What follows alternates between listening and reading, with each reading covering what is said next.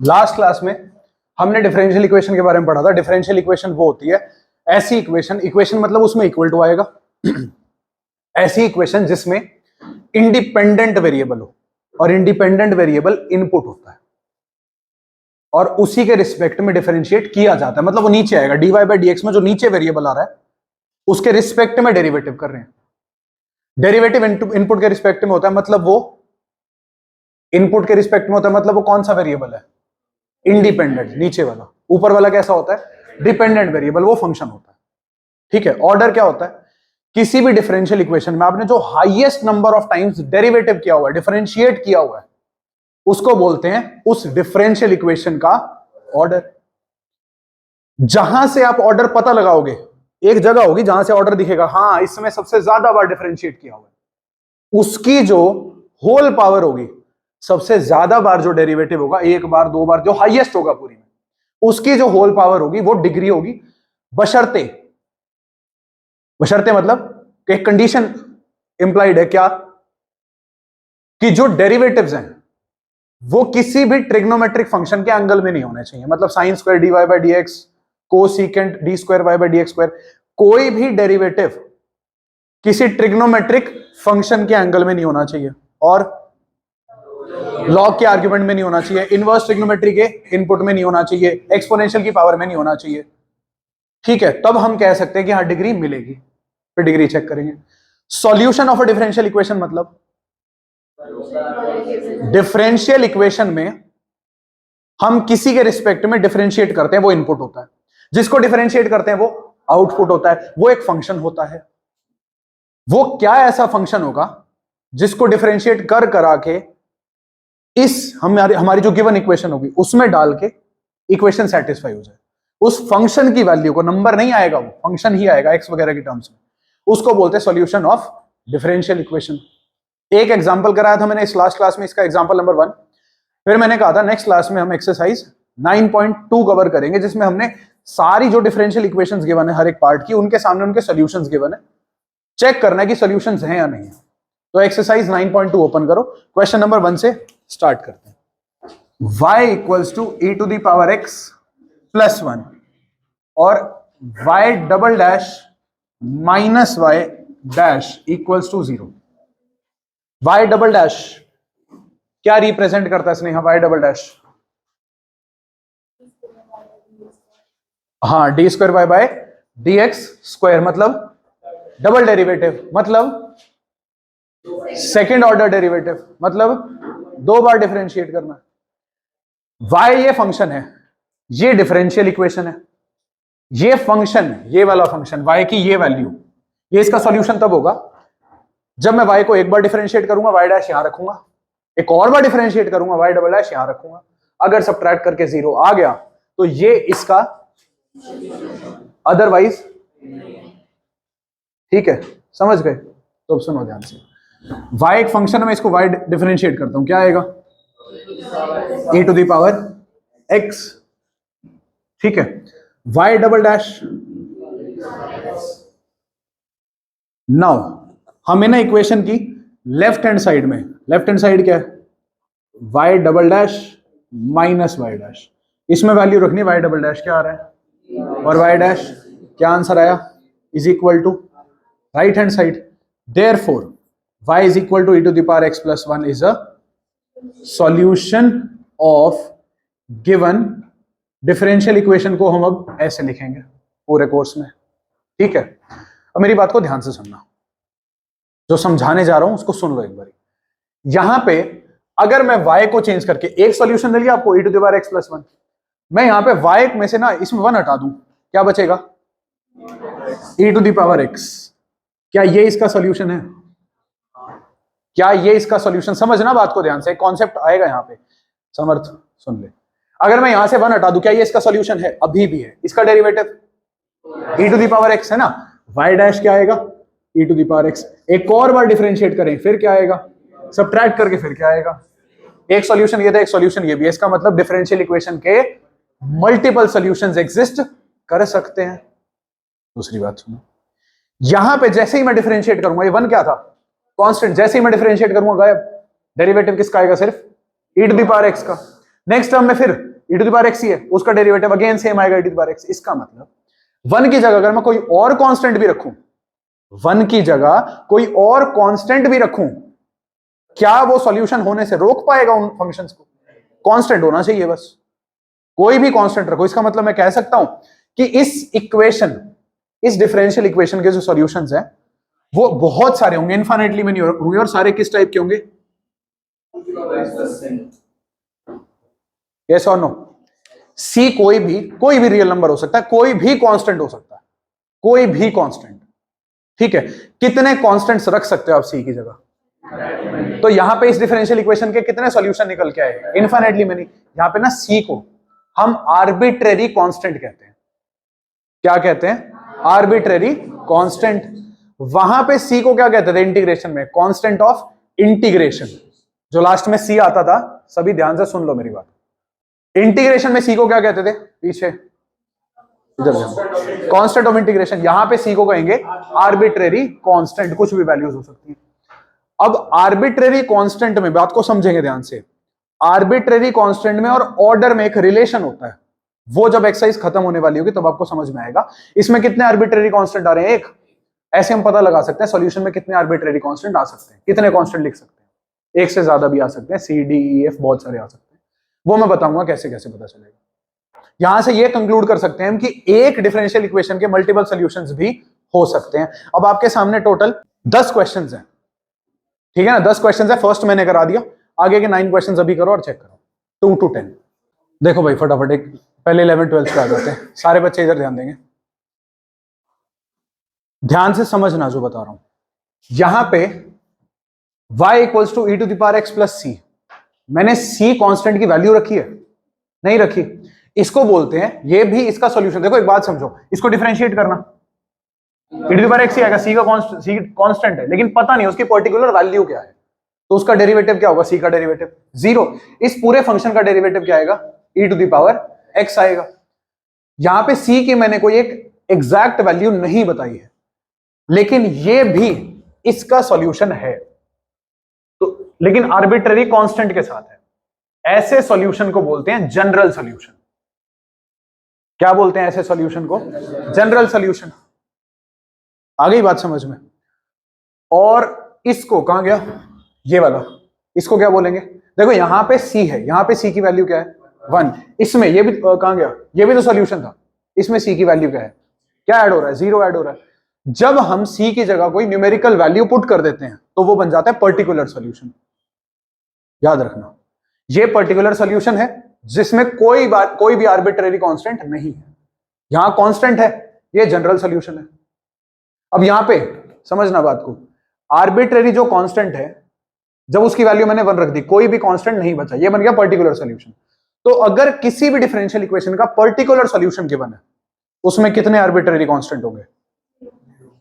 Particular solution आता ही तभी है जब डिफरेंशियल इक्वेशन का जो कैसा सॉल्यूशन है, ये जनरल सॉल्यूशन, उसमें कांस्टेंट की वैल्यू रख दी जाती है, तो उसमें और कोई कांस्टेंट नहीं बचता। क्वेश्चन नंबर 12 पढ़ो। Number of arbitrary constants in the particular solution of a differential equation of third order. कुछ भी ऑर्डर हो, हमें फर्क नहीं पड़ता जब तक वो पर्टिकुलर सॉल्यूशन है। नंबर ऑफ आर्बिट्रेरी कांस्टेंट 0 होंगे। 11th में जितनी, समझना बात को, जितना ऑर्डर होता है डिफरेंशियल इक्वेशन का, आर्बिट्रेरी कांस्टेंट सॉल्यूशन में उतने ही होते हैं। जनरल सॉल्यूशन की बात कर रहा हूं मैं, पर्टिकुलर सॉल्यूशन में आर्बिट्रेरी कांस्टेंट होते हैं बेटे, पर्टिकुलर सॉल्यूशन में आर्बिट्रेरी कांस्टेंट होते हैं, कोई भी कांस्टेंट नहीं होता। जनरल सॉल्यूशन में कांस्टेंट होते हैं। अब कितने होते हैं?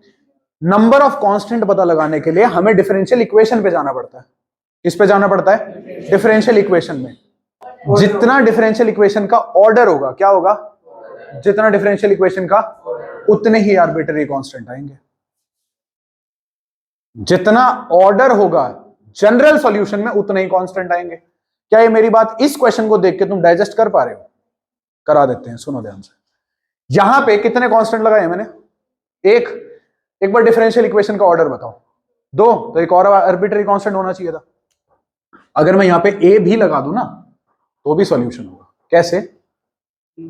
y equals to 4 e to the power x plus 3। करो इसका derivative, 4 e to the power x, फिर डेरिवेटिव करो, 4 e to the power x minus करो, समझ गए?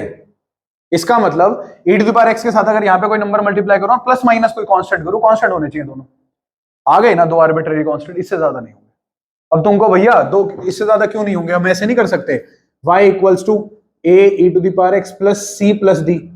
मैं कहूंगा देखो c क्या है, d क्या है, c प्लस d क्या होगा, तो ये दोनों कांस्टेंट मिलके एक नया कांस्टेंट b बना सकते हैं, लेकिन ये जो कांस्टेंट है ये c के साथ थोड़ी ऐड हो सकता है, तो इस a को सेपरेट रहना पड़ेगा।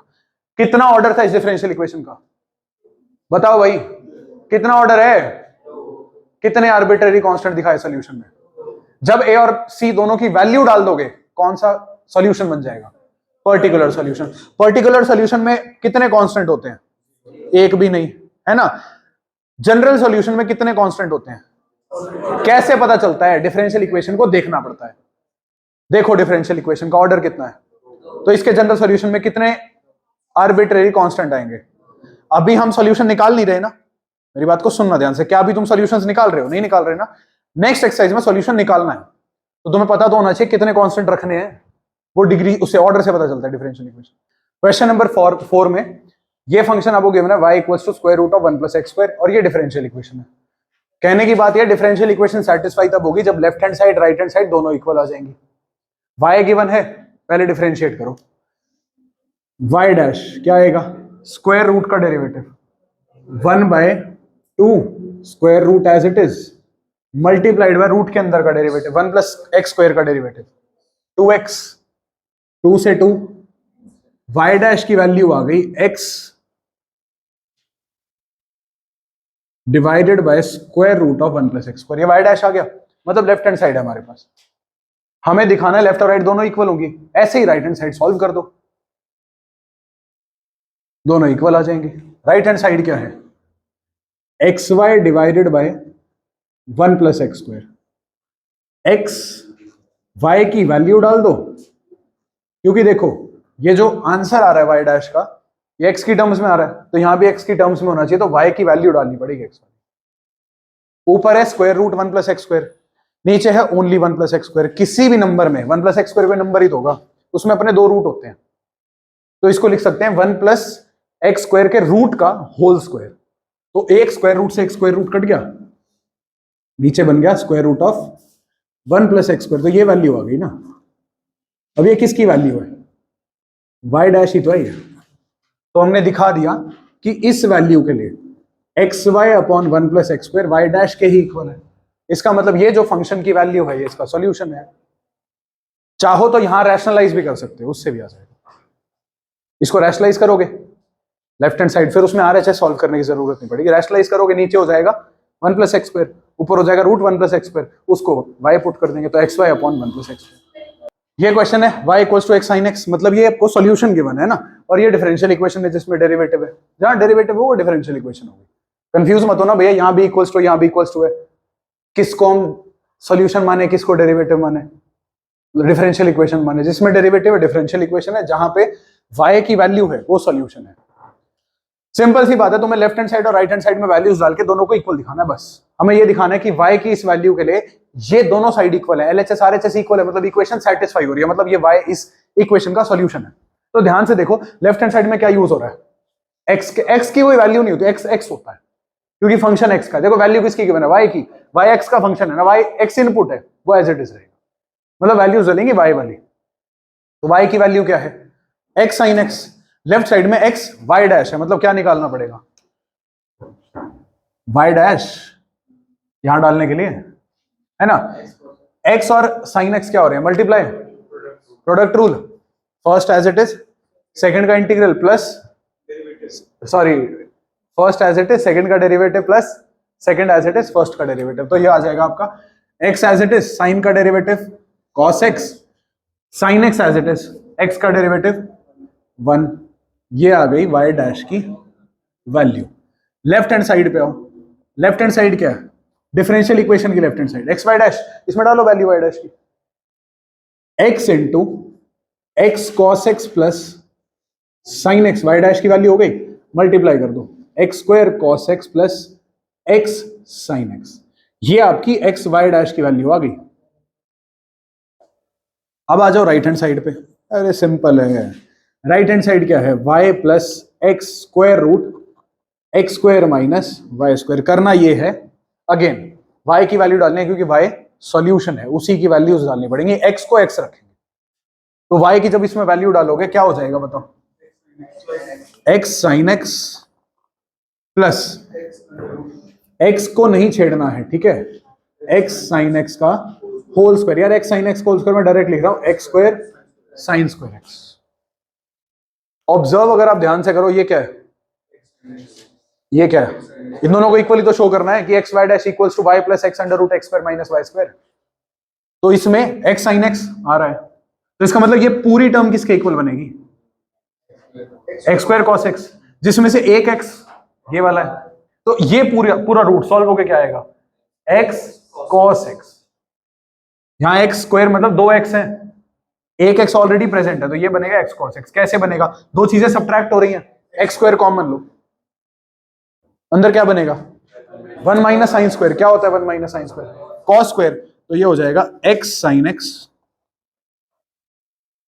एक्स स्क्वायर कॉमन लिया, one minus sine square x. What is one minus sine square x, cos square x. तो plus x square cos square, और रूट में एक्स स्क्वायर कॉस स्क्वायर, ये मल्टीप्लीकेशन है, square root है, दोनों पे अलग अलग रूट ब्रेक होगा। तो ये हो जाएगा x into x cos x. Answer आता है आपका x sine X plus x square cos x. अच्छा ठीक है, कॉस एक्स, ठीक है। तो क्या ये दोनों सेम है, इसका मतलब ये है देयरफॉर एक्स वाई डैश किसके इक्वल हो गया, Y plus x square root. हम यही चाहते थे कि y की इस वैल्यू के लिए ये डिफरेंशियल इक्वेशन सेटिस्फाई हो जाए, मतलब जो लेफ्ट हैंड साइड है वही राइट हैंड साइड आ जाए, वो हमने कर दिखाया। हमने ऐसा कुछ चैप्टर नंबर 5 में पढ़ा हुआ है, इनको बोलते हैं इम्प्लिसिट फंक्शंस, जहां पे हम y की वैल्यू नहीं निकाल पाते इन टर्म्स ऑफ x। देखो एक y यहां पे भी, एक y यहां पे भी है, तो हमें सेपरेट करने में प्रॉब्लम होती है कि हम y, यहां देखो, यहां जो सॉल्यूशन गिवन है उसमें डायरेक्ट y की वैल्यू गिवन है ना x की टर्म्स में। समझ गया मैं तुम्हें प्रॉब्लम क्यों आ रही है। यहां पे y की वैल्यू गिवन है डायरेक्ट x की टर्म्स में, तो तुम डिफरेंशिएट करते क्या निकाल लेते हो, अरे भाई y की वैल्यू x की टर्म्स में गिवन है, आप डिफरेंशिएट करोगे डायरेक्टली किसकी वैल्यू मिलेगी, dy by dx y dash.